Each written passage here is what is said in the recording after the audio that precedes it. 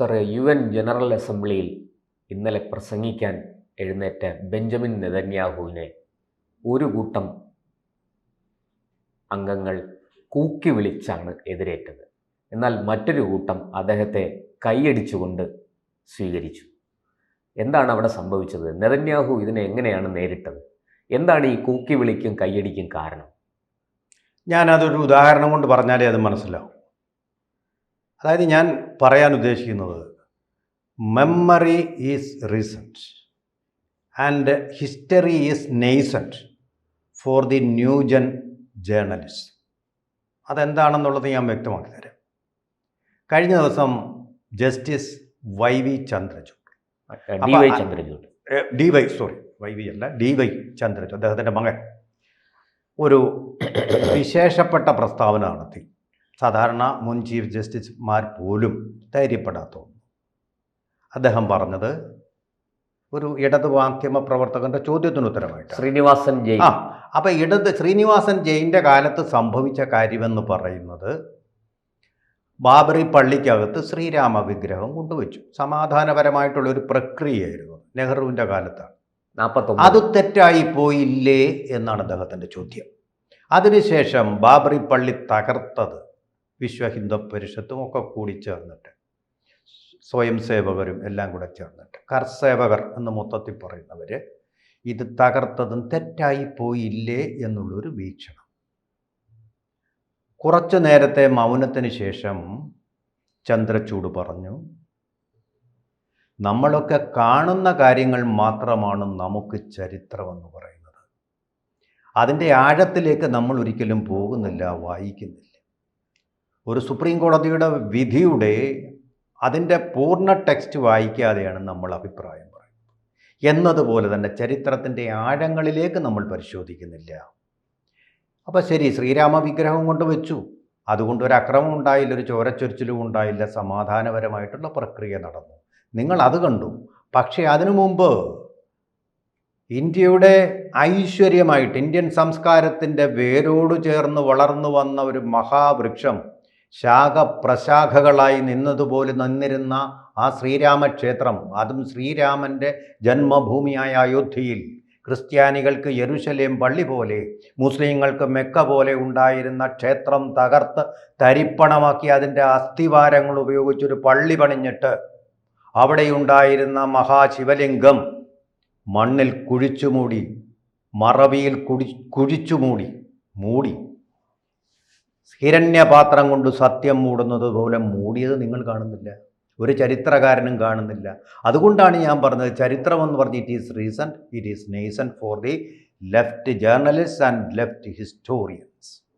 അതാണ് സംഭവം, അതാണ് ചന്ദ്രചൂഡ് എന്ന് പറഞ്ഞതുപോലെയാണ് ഇസ്രയേലിൻ്റെ കാര്യം. ഒക്ടോബർ 7 നടന്ന 1200 പേരെ ജൂതന്മാരുടെ കൂട്ടക്കൊല ആളുകൾക്ക് പ്രശ്നമല്ല. ബന്ധികളാകപ്പെട്ട 200 പേരിൽ അവരിൽ പലരും മരിച്ചു കഴിഞ്ഞു. ചിലരൊക്കെ 10-25 പേരെ അവശേഷിക്കുന്നു. ചിലരൊക്കെ ഷാർവിയോർക്കർ രോഗം ബാധിച്ച സൊമാലിയക്കാരെ പോലെ കടന്ന് മണ്ണിലും മണലിലും കിടന്ന് പിടയുന്നു. അതൊന്നും അവർ കാണുന്നില്ല. സുഡാനിലെ പാവപ്പെട്ട ആൾക്കാരെ പോലെ, ഗോത്ര സംഘർഷത്തിൻ്റെ ഫലമായി മരിച്ചു വീഴുന്ന ആൾക്കാരെ പോലെ അവിടെ ഇങ്ങനെ നരകിക്കുന്ന ആരും കാണുന്നില്ല. ആരുടെ ക്യാമ്പിൽ? ഹമാസിൻ്റെ ക്യാമ്പിൽ അവർ പിടിച്ചു കൊണ്ടുപോയ ബന്ദികളാക്കി അവർ തന്നെ പ്രദർശിപ്പിക്കുക വലിയ വസ്തുക്കളായിട്ട്. അവർക്കും മരണം ഒരു പ്രശ്നമല്ല. അതാണ് ലോകം മനസ്സിലാക്കാത്തത്. കൊല്ലുകയാണ് അവർ, കുട്ടികളെ കൊല്ലുകയാണ്, അവർ സ്ത്രീകളെ കൊല്ലുകയാണ്, അവർ രോഗിണികളെ സംരക്ഷിക്കുകയല്ല. സംരക്ഷിക്കുന്നത് ഇന്ത്യ പോലെ ഉള്ള രാജ്യങ്ങൾ നൽകുന്ന മനുഷ്യ കാരുണ്യ പ്രവർത്തനങ്ങൾ കൊണ്ടാണ്. ഹമാസിന് അവരെയൊന്നും വേണ്ട, അവരെ കൊല്ലുക. അങ്ങനെ കൊന്നിട്ട് പത്രക്കാരുടെ ഫോട്ടോകൾ പത്രത്തിൽ വരിക, ആ ഫോട്ടോകൾ കണ്ടിട്ട് അവരുടെ അഭിപ്രായം തങ്ങൾക്ക് അനുകൂലമാക്കി എടുക്കുക. അതിലവർ വിജയിച്ചു എന്നാണ് ഐക്യരാഷ്ട്രസഭയിൽ നെതന്യാഹുവിനെ കൂവി വിളിച്ചുകൊണ്ട് Britain, France, Canada, Portugal, Australia തുടങ്ങിയ രാജ്യങ്ങളുടെ പ്രതിനിധികൾ പോയത്. പക്ഷേ അവരുടെ ബുദ്ധിശാലകളിൽ ഇങ്ങനെയൊക്കെ സംഭവിക്കുമെന്ന് അറിയാമായിരുന്നു ഇസ്രായേലിന്. നെതന്യാഹു എന്തു ചെയ്തു? തിയേറ്റർ ഓഫ് വാറായിട്ടുള്ള ഗസയിൽ തന്നെ അദ്ദേഹം പറയുന്നത് ലൈവായിട്ട് സംപ്രേഷണം ചെയ്തു. അവിടുത്തെ മക്കളോട് പറഞ്ഞു, ഇതാണ് സംഭവിക്കുന്നത്, നിങ്ങളിപ്പോൾ പാലസ്തീൻ രാഷ്ട്രം എന്ന് പറഞ്ഞ ഒന്നിന് അംഗീകാരം നൽകി. ഞങ്ങളുടെ കഴുത്തിന് താഴെ ഒരു കത്തി, ആ കത്തിയാണ് പാലസ്തീൻ രാഷ്ട്രം. ഇതിൽ കൂടുതൽ സ്പഷ്ടമായിട്ട് എന്ത് പറയാനാ? പാലസ്തീൻ ഉണ്ടെങ്കിൽ ഇസ്രായേലിനെ അവർ വെച്ചേക്കില്ല. അവരുടെ പ്രധാന വിനോദമെന്ന് പറയുന്നതും അവരുടെ പ്രധാന വ്യവഹാരമെന്ന് പറയാം, അവർക്ക് വ്യവസായം വേണ്ട, കൃഷി വേണ്ട, ആഹാരം വേണ്ട, ഒന്നും വേണ്ട.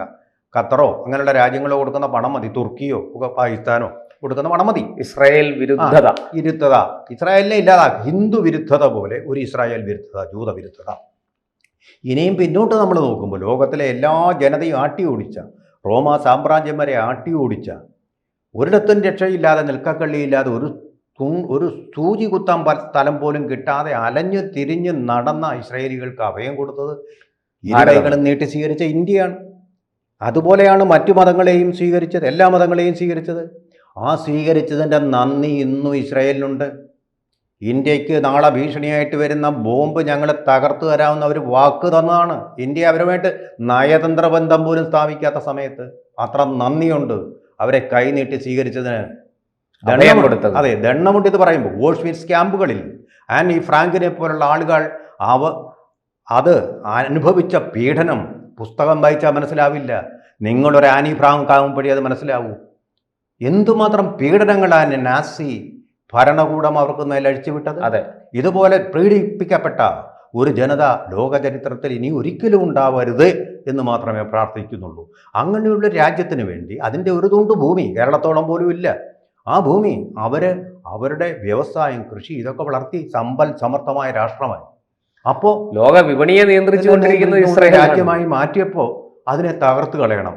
അതിനുവേണ്ടി ആ പാലസ്തീൻ. പക്ഷേ ഒരു കാര്യം നമ്മൾ ഓർക്കണം, ഇത് സങ്കുലമായിട്ടുള്ള വസ്തുതകളുണ്ട്. പാലസ്തീൻ ലിബറേഷൻ ഓർഗനൈസേഷനാൽ സ്ഥാപിതമായിട്ടുള്ള വെസ്റ്റ് ബാങ്കിൻ്റെയും അതുപോലെ തന്നെ യെരുശലേമിൻ്റെ ഒരു ഭാഗവും ചേർന്ന ഒരു രാഷ്ട്രമുണ്ട്. അതിൻ്റെ പേരാണ് പാലസ്തീൻ. ആ പാലസ്തീൻ്റെ ഭരണാധികാരിയാണ് മുഹമ്മദ് അബ്ബാസ് എന്ന് പറയുന്നതാണ്. ആ അബ്ബാസ് പറഞ്ഞിരിക്കുന്നത് ഈ ഹമാസ് എന്ന് പറയുന്നത് ഭീകര സംഘടനയാണ്, അവരായുധം വെച്ച് കീഴടക്കണം. ഈ പാലസ്തീനിൽ ഹമാസിന് പുറത്താക്കിയിട്ടും കാര്യമില്ല. അവരെ നെതന്യാഹുവിന്റെ തിയറി ഇവരെ വെച്ചുകൊണ്ടിരിക്കാൻ പാടില്ല, ഇവരെ ഇല്ലാതാക്കണം. അതാണ് ശരി. വാസ്തവത്തിൽ അത് തന്നെയാണ് ശരി. ഇവരുടെ ഒരു പൊടി പോലും ബാക്കി വെച്ചിട്ടുണ്ടെങ്കിൽ ലോകത്തിന് നാശമാണ്. അങ്ങനെ നോക്കുമ്പോൾ നെതന്യാഹു ചെയ്യുന്നത് ലോക ഭീകരതയ്ക്കെതിരെയുള്ള ഏറ്റവും ശക്തമായിട്ടുള്ള ഒരു പോരാട്ടമാണ്.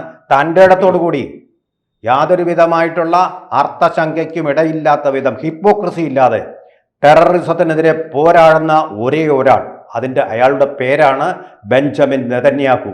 പ്രീണനവും അതുപോലുള്ള സ്ഥാപിത താല്പര്യങ്ങളും ഹിസ്റ്ററിയെ റീസെൻറ്റും നേസൻറ്റുമാക്കുന്ന പ്രവണതയുമില്ലാതെ സത്യം പറഞ്ഞുകൊണ്ട് സത്യസന്ധമായിട്ടുള്ള പോരാട്ടം നടത്താൻ, ഭീകരരെ നേരിടാൻ കഴിവെന്നുള്ള ലോകത്തിലെ ഒരേ ഒരു വ്യക്തി നെതന്യാഹുവാണ്. ഇദ്ദേഹത്തെ ചിലർ കൂക്കി വിളിച്ചപ്പോൾ മറ്റു ചിലർ കയ്യടികളോടെയാണ് സ്വീകരിച്ചത്.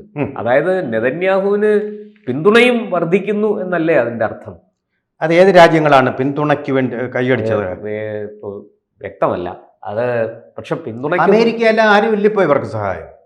അമേരിക്ക മാത്രമേ സഹായിക്കുന്നുള്ളൂ. പക്ഷെ എങ്കിലും നമ്മൾ ഇപ്പൊ മറ്റു പല രാജ്യങ്ങളും, ഉദാഹരണത്തിന് അർജന്റീന പാലസ്തീനെ അംഗീകരിക്കാതെ രംഗത്ത് വന്നിട്ടുണ്ട്.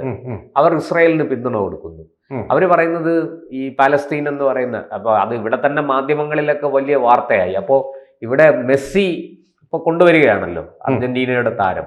അപ്പോൾ ഇവിടെ എങ്ങനെ ഈ മെസ്സിയെ എങ്ങനെ ഈ സുഡാപ്പികൾ മെസ്സിക്ക് എങ്ങനെ കൈയടിക്കുമെന്ന ചോദ്യം ഉയർന്നു. തീർച്ചയായിട്ടും സോഷ്യൽ മീഡിയയിലൊക്കെ വളരെ വലിയ രീതിയിൽ. അർജന്റീന പോലെയുള്ള രാഷ്ട്രങ്ങൾ അതായത് ഈ പറയുന്ന ഹമാസ് പോലെ, ഹൂതികളെ പോലെ, അല്ലെങ്കിൽ ഈ അത്തരത്തിലുള്ള ഇസ്ലാമിക ഭീകര സംഘടനകളുടെ വെല്ലുവിളിയും അവരുടെ ഭീഷണിയും ഒക്കെ നേരിട്ട് വളരെ സമ്മർദ്ദത്തിൽ കഴിയുന്ന പല രാഷ്ട്രങ്ങളും ഉണ്ട്. പ്രത്യേകിച്ച് ആഫ്രിക്കൻ രാജ്യങ്ങൾ. അവരൊക്കെ സത്യത്തിൽ മനസ്സുകൊണ്ട് ഇസ്രായേലിനെ പിന്തുണയ്ക്കുന്നുണ്ട്. പക്ഷെ പേടി കൊണ്ട് കൈയടിക്കാതിരിക്കുകയാണ്. ഭീകരതയെ പേടിച്ചിരിക്കുകയാണ് ലോകം. അതാണ് സത്യം. അമേരിക്ക പോലും അതാണ് ഇടയ്ക്കിടയ്ക്ക് സോപ്പിടാൻ സൗദി അറേബ്യയിൽ ചെയ്യുന്നത്. സത്യമായിട്ട് പറഞ്ഞാൽ മതിയായിരുന്നു. അവർക്ക് പറയാം, ഒറ്റയാൾക്കും തൻ്റെ ഇടമില്ല, അമേരിക്കയ്ക്ക് പോലും തൻ്റെ ഇടമില്ല. അതാണ് സംഭവം. തൻ്റെ ഇടമുള്ള ഒരു രാജ്യം എന്ന് പറയുന്നത്, സത്യമായിട്ട് പറയുന്ന ഒരു രാജ്യം എന്ന് പറയുന്നത് ഇസ്രായേൽ മാത്രമേ ഉള്ളൂ. അതുകൊണ്ട് അവരെ ആർക്കും സത്യം പറയുന്നവരെ ആർക്കും കണ്ടുകൂടല്ലോ. ഇത് തന്നെയാണ് സംഭവം. അതിനകത്ത് ഈ പറഞ്ഞ അർജന്റീനയുടെ കാര്യം വളരെ, എന്തായാലും ആര് കൂവിയാലും ഒരു ഇഞ്ച് പോലും പിന്നോട്ടില്ല എന്നാണ് നെതന്യാഹു പിന്നെ പറയുന്നത്. കൂവലിന്റെ കാര്യം ഇതാണോ ഐക്യരാഷ്ട്രസഭയിൽ പ്രസംഗിക്കാൻ അവകാശമുള്ള ഒരാൾ തന്നെയാണല്ലോ പ്രസംഗിച്ചത്? പിന്നെ കൂവി വിളിക്കുക എന്ന് പറഞ്ഞ് എന്ത് ജനാധിപത്യമാണ്? അയാൾ സംസാരിച്ചുകൊണ്ടിരിക്കുമ്പോൾ അത് കേൾക്കുക, നിങ്ങൾക്ക് എതിർപ്പുണ്ടെങ്കിൽ ആശയപരമായിട്ട് അത് പറയുക, ഇറങ്ങിപ്പോവുക എന്ന് പറയുന്നത് എന്തു ജനാധിപത്യമാണ്? ഇതാണോ പാശ്ചാത്യ ജനാധിപത്യം? ഇതാണോ യൂറോപ്പിൻ്റെ ജനാധിപത്യം? മനസ്സിലാവുന്നില്ല. നിങ്ങൾക്ക് ഭീകരത വരുമ്പോൾ നിങ്ങൾ ഇന്ത്യക്കാരെ ആട്ടി ഇറക്കുകൊടുന്നു, അമേരിക്കയിൽ നിന്നായാലും ബ്രിട്ടനിൽ നിന്നായാലും ഒരു കുഴപ്പമില്ല. പക്ഷെ ഭീകരതയെ നേരിടാൻ നിങ്ങൾക്ക് നല്ല ഇടമില്ല. സൽമാൻ റുഷ്ദിയെ കുത്തിയത് ആരാ? RSSകാരാണ്, ജൂതന്മാരല്ല. അങ്ങനെ എത്ര? അതെ, ഹിന്ദുക്കളല്ല. അല്ല, ഫ്രാൻസിൽ ലോറി ഇടിച്ചു കയറ്റി ചന്തയിൽ ആൾക്കാരെ കൊന്ന ആരാ? RSSകാരാ. നിങ്ങൾ ഹിന്ദു ഭീകരതയെ പറ്റിയൊക്കെ പറയുന്നു. നിങ്ങൾ അതിനെ നേരിടാൻ, നിങ്ങളെ അഡ്രസ്സ് ചെയ്യാൻ ഇതുവരെ കഴിഞ്ഞിട്ടോ? ഫ്രാൻസ് എല്ലാം നല്ല പിള്ള ചമയ്ക്കുക. നല്ല പിള്ള ചമയുമ്പോൾ നമ്മൾ അനുഭവിക്കേണ്ടി വരുന്നത് നമ്മുടെ അടുത്ത തലമുറ തന്നെ, സംശയമില്ല. സത്യം പറയാനുള്ള ധൈര്യവും അതിനോട് കോംപ്രമൈസ് ചെയ്യില്ല എന്ന് തന്നെയാണ് നെതന്യാഹു. ഭീകരതയിൽ നിന്ന് ലോകത്തെ മുക്തമാക്കണം. അതിന് ഏറ്റവും മഴ വേണമെങ്കിലും പോകണം. നമ്മൾ കുറച്ച് ത്യാഗം ചെയ്താലും അങ്ങനെയാണ്. മഹാത്മാഗാന്ധി ത്യാഗം ചെയ്തതുകൊണ്ടാണ് നമ്മൾ ഇന്ന് സ്വാതന്ത്ര്യം അനുഭവിക്കുന്നത്. ആ ത്യാഗം വേണം. ആ ത്യാഗമാണ് ഇന്ന് ഇസ്രായേൽ ചെയ്യുന്നത്. ഇക്കാര്യത്തിൽ അവരുടെ എല്ലാ നയങ്ങളോടും ഞാൻ യോജിക്കുന്നില്ല. ഇക്കാര്യത്തിൽ അത് തന്നെയാണ് ഇസ്രായേൽ ചെയ്യുന്നത്. കൂടുതൽ വാർത്തകളും വിശേഷങ്ങളും നിങ്ങളിലേക്ക് എത്താൻ ABC മലയാളം സബ്സ്ക്രൈബ് ചെയ്യുക, ബെൽ ബട്ടണും അമർത്തുക.